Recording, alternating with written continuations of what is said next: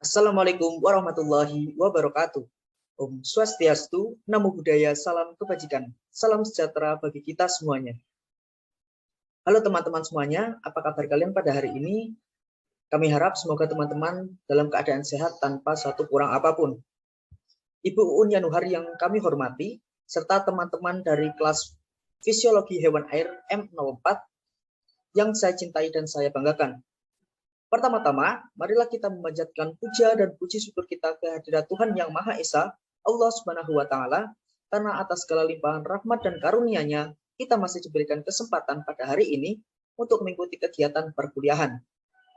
Ibu Un Yanuhar dan teman-teman semuanya, sebelumnya perkenalkan, kami dari kelompok 9, tugas Fisiologi Hewan Air kelas M04. Di sini kami akan mempresentasikan hasil diskusi dari kelompok kami yang akan membahas mengenai osmoregulasi. Namun sebelum kami melanjutkan presentasi pada hari ini, alangkah baiknya saya akan memperkenalkan kelompok kami terlebih dahulu. Nah, yang pertama ada Alivia Saputri dengan 3 digit NIM akhir 056. Yang kedua ada saya sendiri, Erik Arianto, dengan 3 digit NIM akhir 058. Yang ketiga ada Tri Oktaviani dengan 3 digit NIM akhir 060. Dan yang terakhir ada Nadia Amira Rahma dengan 3 digit NIM akhir 062. Dalam materi pembahasan pada kelompok kami kali ini, ada beberapa pokok bahasan yang akan kami diskusikan. Yang pertama, mengenai bagaimana osmoregulasi. Yang kedua, organ osmoregulasi. Yang ketiga, mekanisme osmoregulasi. Yang keempat, ada peranan hormon. Yang kelima, bagaimana konsep dasar dari osmoregulasi. Yang keenam, ada osmoregulasi pada telosteu air tawar dan air laut. Yang ketujuh, ada osmoregulasi ikan elasmobranchi. Dan yang kedelapan, apa saja faktor yang mempengaruhi osmoregulasi. Nah, teman-teman semuanya, pembahasan yang pertama kita adalah mengenai pengertian osmoregulasi. Apa itu sebenarnya osmoregulasi? Osmoregulasi merupakan upaya hewan akuatik untuk mengontrol keseimbangan air dan juga ion-ion yang terdapat pada tubuhnya dengan lingkungan melalui sel permeabel. Nah, sel permeabel ini merupakan sifat membrane sel yang dapat dilalui oleh semua zat. Nah, pengaturan osmoregulasi ini sangat penting dalam mempengaruhi metabolisme tubuh hewan akuatik dalam menghasilkan sebuah energi. Nah, perlu diketahui juga bahwa osmoregulasi pada hewan akuatik dapat terjadi menjadi dua cara yang berbeda, yaitu yang pertama, usaha untuk menjaga konsentrasi osmotik cairan di luar sel atau yang dinamakan ekstraseluler agar tetap konstan terhadap apapun yang terjadi pada konsentrasi osmotik medium eksternalnya. Dan yang kedua adalah usaha untuk memelihara isoosmotik cairan dalam sel atau interseluler terhadap varian luar sel atau ekstraseluler. Nah, selanjutnya ada organ osmoregulasi. Yang pertama adalah ginjal. Ginjal merupakan organ ekskresi yang mempunyai peranan dalam proses penyaringan atau filtrasi, di mana pada ikan memiliki dua tipe anatomi ginjal, yaitu pronephorus dan mesonephorus. Pada sebagian ikan, pronephorus berfungsi pada stadia awal, yaitu pada stadia embrio atau larva, yang kemudian fungsinya digantikan oleh mesonephorus ketika ikan menjadi dewasa. Nah, mesonephorus ini memiliki unit-unit yang disebut sebagai nefron, di mana nefron terdiri dari badan Malpighi dan tubuli ginjal. Nah, badan Malpighi terdiri dari glomerulus dan kapsula Bowman yang berfungsi untuk menjaring hasil buangan metabolik yang terdapat dalam darah. Nah, jumlah glomerulus telostei air tawar lebih banyak dan diameternya lebih besar dibandingkan dengan telostei air laut. Nah, kondisi ini karena fungsinya adalah untuk menahan garam-garam tubuh agar tidak keluar dari memompa air keluar dengan mengeluarkan air seni sebanyak-banyaknya. Nah, pada telostei air laut hidup di lingkungan hipertonik, di mana cairan tubuhnya bersifat hypoosmotik, terdapat lingkungan hidupnya. Oleh karena itu, jumlah glomerulus telostei air laut lebih sedikit dan diameternya juga lebih kecil. Nah, pada ikan elasmobranchi, ginjal dapat mengatur setiap jenis ion secara bebas. Sodium klorida, potasium, dan kalsium akan diserap kembali dari saringan. Kemiripan dari fungsi ginjal elasmobranchi air tawar dan laut adalah keduanya hiperosmotik terhadap lingkungannya, di mana di kedua habitat laju filtrasi glomerulus cukup tinggi dan urea sangat besar diserap kembali dari urin. Nah, keduanya juga menyerap kembali natrium dan klorida terhadap gradien konsentrasi yang membentuk urin hipoosmotik darah.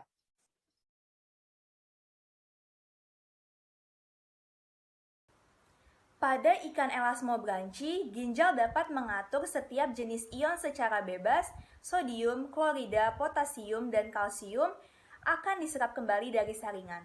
Kemiripan dari fungsi ginjal elasmobranchia air tawar dan laut adalah keduanya hiperosmotik terhadap lingkungannya. Di kedua habitat, laju filtrasi glomerulus cukup tinggi dan urea secara besar diserap kembali dari urin. Keduanya juga menyerap kembali Na+ dan Cl terhadap gradien konsentrasi yang membentuk urin hiposmotik darah. Selanjutnya insang. Insang merupakan organ yang memiliki peranan yang sangat penting sebagai organ yang mampu dilewati air maupun mineral, serta tempat dibuangnya sisa metabolisme. Insang pada kelompok Agnatha tidak memiliki sel yang kaya dengan mitokondria pada epitel insangnya, sedangkan pada kelompok Petromyzonid terdapat 6 tipe epitel yang berbeda secara sitologis dan diklasifikasikan sebagai sel platelet, sel ekskresi klorida, sel basal, sel mukus, sel pengambilan klorida, dan sel glanural. Pada kelompok elasmobranchi, epitelium insang memiliki sel-sel yang kaya mitokondria. Insang berpartisipasi dalam penurunan Na+ dari ikan, tetapi kurang penting dibanding kontribusi oleh kelenjar rektal dan ginjal. Pada kelompok Teleostei, kontribusi insang dalam ekskresi garam dicirikan dengan adanya epitel ekskresi garam. Struktur ini merupakan penghalang yang terletak di antara pembawa garam, air, dan bagian tengah filamen insang yang disusun oleh 2-8 lapis sel. Ada 4 tipe sel yang telah ditentukan, yaitu sel epitel, permukaan tipe squamous, sel yang tidak terdiferensiasi, sel globet mucus, dan sel-sel yang kaya mitokondria atau sel klorida. Selanjutnya kulit.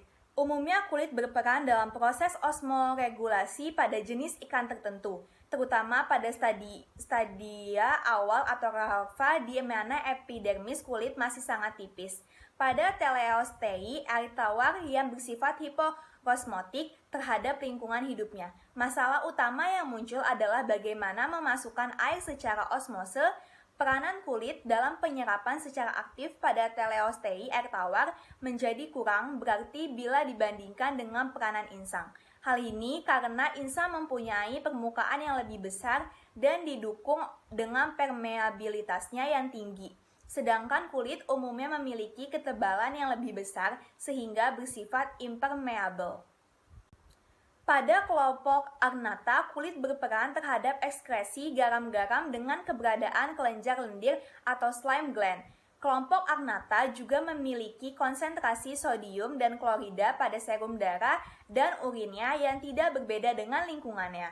Pada kelompok Petromyzonid, permeabilitas kulit dari ikan terhadap air dan elektrolit pada larutan hiposmotik, kulit memiliki permeabel yang tinggi dibanding ikan Teleostei. Selanjutnya saluran pencernaan. Pada saluran pencernaan yang berperan dalam osmoregulasi adalah bagian esofagus dan usus. Pada Teleostei air laut, tubuh ikan akan kekurangan air karena lingkungannya bersifat hipertonik, sehingga Teleostei air laut akan meminum air laut. Air yang diminum dan masuk ke dalam usus telah mengalami penawaran sehingga mudah diserap oleh usus. Pada kelompok ikan permomizoid, dinding saluran pencernaan memberikan sedikit resisten terhadap difusi garam-garam dan air ke tempat cairan ekstraseluler. Kelompok ikan Chondrites, kelenjar rektalnya sangat mirip dengan organ-organ ekskresi garam dari burung dan reptil. Kelenjar rektal ini merupakan suatu kelenjar tubuluran gabungan dengan suatu saluran pusar sebagai lanjutan saluran yang muncul dari bagian ventral posterior glandular, yang mana lapisan glandural tengah menyusun zona tubules ekskresi. Pembahasan selanjutnya yaitu mengenai mekanisme osmoregulasi. Teleostei air tawar merupakan air laut pada dasarnya yang memiliki kemampuan untuk mempertahankan komposisi ion-ion dan osmolaritas cairan tubuhnya pada tingkat yang secara signifikan berbeda dari lingkungan eksternalnya. Proses ini merupakan suatu mekanisme dasar osmoregulasi untuk menghadapi konsentrasi osmotik cairan. Hewan akuatik melakukan pengaturan tekanan osmotik dengan cara berikut. Yang pertama yaitu mengurangi gradien osmotik antara cairan tubuh dengan lingkungannya. Yang kedua, mengurangi permeabilitas air dan garam. Dan yang ketiga, melakukan pengambilan garam secara selektif. Teleostei air laut, meskipun memiliki tekanan osmotik yang mendekati lingkungan air laut atau isoosmotik, tetap masih memerlukan untuk pengaturan tekanan osmotik. Hal ini karena tekanan osmotik ion-ion lingkungan internal dan eksternal akan berbeda. Untuk mempertahankan suatu komponen ion agar tetap optimal, maka diperlukan transport aktif yang memerlukan energi. Pembahasan yang selanjutnya adalah peranan hormon. Hirano dalam Mege 1991 mengklasifikasikan hormon yang berpengaruh terhadap osmoregulasi, terutama dari ikan-ikan teleostei atas dua kategori, yaitu yang pertama adalah hormon yang memiliki aksi yang cepat dan yang kedua adalah hormon yang memiliki aksi yang lambat. Kelompok hormon yang memiliki aksi yang cepat meliputi neurohipofisial, epinefrin, angiotensin, urotensin, dan atrial natrium peptide atau ANP. Hormon tersebut berperan terhadap pompa ion maupun terhadap permeabilitas lingkungan dalam waktu yang singkat dan terlibat dalam penyesuaian diri terhadap perubahan lingkungan yang cepat. Kelompok kedua adalah prolaktin, kortisol, dan hormon lain yang berpengaruh terhadap pergerakan ion dan air melalui epitel dan berhubungan dengan proses diferensiasi dan proliferasi sel. Hormon prolaktin berperan di dalam pengendalian keseimbangan hidup mineral pada ikan-ikan teleostei air tawar, yaitu menurunkan permeabilitas membran dan memiliki suatu aksi untuk mempertahankan sodium pada osmoregulasi permukaan. Hormon kortisol dapat merangsang peningkatan kepadatan sel klorida dan berhubungan erat dengan perubahan mekanisme adaptasi seperti meningkatkan rekresi Na+ insang, meningkatkan pengambilan ion-ion dari dalam usus, dan juga meningkatkan aktivitas enzim pada insang. Hormon kortisol diketahui sangat penting untuk mempertahankan homeostatis di air laut, terutama pada ikan andromous seperti ikan salmon. Lalu, materi yang selanjutnya adalah akan membahas mengenai konsep dasar osmoregulasi.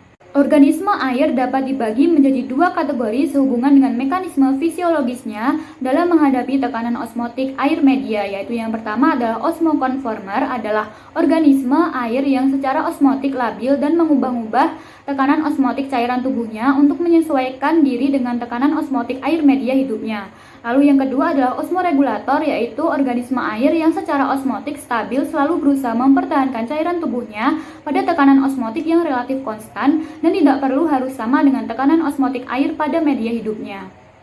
Regulasi adalah suatu homeostatis dari organisme untuk mengatur keseimbangan milieu interiornya, yaitu antara volume air dan konsentrasi elektrolit yang terlarut dalam air media hidupnya.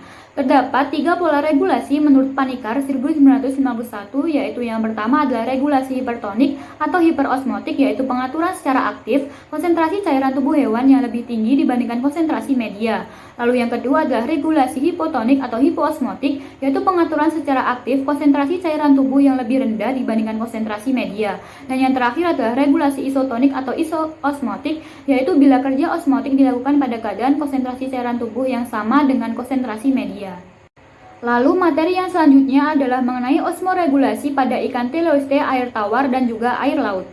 Cara ikan bertulang sejati air tawar untuk mempertahankan osmolaritas cairan tubuhnya adalah dengan cara yang pertama adalah meningkatkan absorpsi ion garam dari media atau lingkungan hidup melalui insang dan saluran pencernaan. Yang kedua adalah meningkatkan peranan protein pada membran sel sebagai sistem pompa ion. Dan yang ketiga adalah meningkatkan energi untuk transfer aktif. Ikan teleostei air tawar mempunyai cairan yang bersifat hiperosmotik terhadap lingkungannya, sehingga air cenderung masuk ke dalam tubuh secara difusi. Melalui permukaan tubuh yang semi-permeabel, ginjal akan memompakan keluar kelebihan air tersebut sebagai air seni. Pada ikan teleoste terdapat gelembung air seni untuk menampung air seni. Di sini dilakukan penyerapan kembali terhadap ion-ion. Dinding gelembung air bersifat semi-permeabel terhadap air. Anomius 1989. Mekanisme osmoregulasi pada ikan bertulang sejati air laut pada prinsipnya adalah mempertahankan keseimbangan dengan cara melakukan ekskresi secara selektif terutama terhadap ion-ion monovalen yaitu Na+ dan Cl-. Hal ini dikarenakan pada media atau lingkungan air laut sebagian besar yang diperlukan oleh ikan berada dalam jumlah yang berlebihan.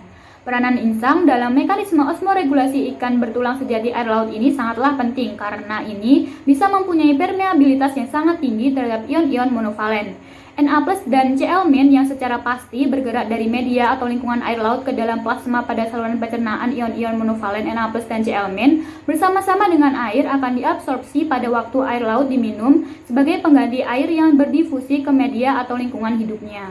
Ekskresi ion-ion pada ikan bertulang sejati air laut sebagian besar dilakukan oleh insang melalui sel klorida, sedangkan ginjal perannya hanya sedikit membantu ekskresi ion. Hal ini disebabkan organ ginjal pada ikan bertulang sejati air laut tidak mempunyai kemampuan untuk mengeluarkan urin yang lebih pekat dibandingkan dengan cairan tubuhnya. Untuk memperkecil kehilangan air yang terlalu banyak, ikan bertulang sejati air laut mempunyai ginjal dengan glomerulus yang sedikit jumlahnya. Ikan teleoste air laut mempunyai jumlah air tubuh yang kurang dari teleoste air tawar. Oleh karena itu, air cenderung untuk merasa keluar tubuhnya sebanyak 30% hingga 60% kehilangan air ini diisi kembali dengan cara meminum air laut dan sebagian diserap melalui lapisan kulit dan insang. Berikut ini merupakan gambar yang menunjukkan perbedaan dari osmoregulasi yang terjadi pada ikan air tawar dan juga osmoregulasi yang terjadi pada ikan air laut. Selanjutnya ada osmoregulasi pada ikan elasmobranchi. Secara umum dikatakan bahwa cairan tubuh golongan ikan elasmobranchi mempunyai tekanan osmotik yang lebih besar dari lingkungannya. Tekanan osmotik tubuhnya sebagian besar tidak disebabkan oleh garam-garam, melainkan oleh tingginya kadar urea dan TMAO dari tubuh karena cairan tubuh yang hiperosmotik terhadap lingkungannya. Golongan ikan ini cenderung menerima air lewat difusi, terutama lewat insang. Menurut Bond pada tahun 1979 bahwa osmoregulasi pada ikan-ikan elasmobranchi menyokong teori bahwa tekanan osmosis yang disebabkan oleh garam-garam dalam darah disebabkan oleh penahanan urea dan sedikit bahan bernitrogen lainnya. Kepekatan magnesium dan fosfat dalam air kencing lebih 30 kali lipat dari kepekatannya dalam plasma, dan kepekatan sulfat hampir 140 kali lipat dari yang terdapat dalam plasma. Natrium dan klorida juga berperan dalam menentukan kepekatan osmosis air kencing, tetapi didapati kepekatannya hampir sama dengan yang terdapat dalam plasma. Kepekatan NaCl yang biasa terdapat dalam cairan rektum hampir 2 kali lipat dari yang terdapat di dalam plasma. Walaupun keosmolan bagi kedua saluran ini adalah sama, kepekatan urea dalam saluran kelenjar rektum ialah kurang lebih 4% dari yang terdapat di dalam plasma. Kemampuan kelenjar rektum berbeda-beda, biasanya berkisar antara 0,5 sampai 0,8 ml per kilogram per jam. Berikutnya adalah faktor yang mempengaruhi osmoregulasi. Kebanyakan hewan menjaga agar konsentrasi cairan tubuhnya tetap konstan lebih tinggi dari mediumnya atau regulasi hiperosmotis, atau lebih rendah dari mediumnya yaitu regulasi hipoosmotis. Untuk itu, hewan harus berusaha mengurangi gangguan dengan menurunkan permeabilitas membran atau kulitnya, gradien atau landaian konsentrasi antara cairan tubuh dan lingkungannya, perbedaan jumlah membran absolut dan membran relatif berhadapan dengan medium hidup hewan, perbedaan permeabilitas absolut membran terhadap air dan zat terlarut, perbedaan tingkat perkembangan mekanisme pengambilan zat terlarut pada membran, dan perbedaan efisiensi organ ekstratori, terutama ginjal dalam menjaga kehilangan air dan zat terlarut. Berikut ini merupakan beberapa referensi yang kami gunakan untuk menyusun materi.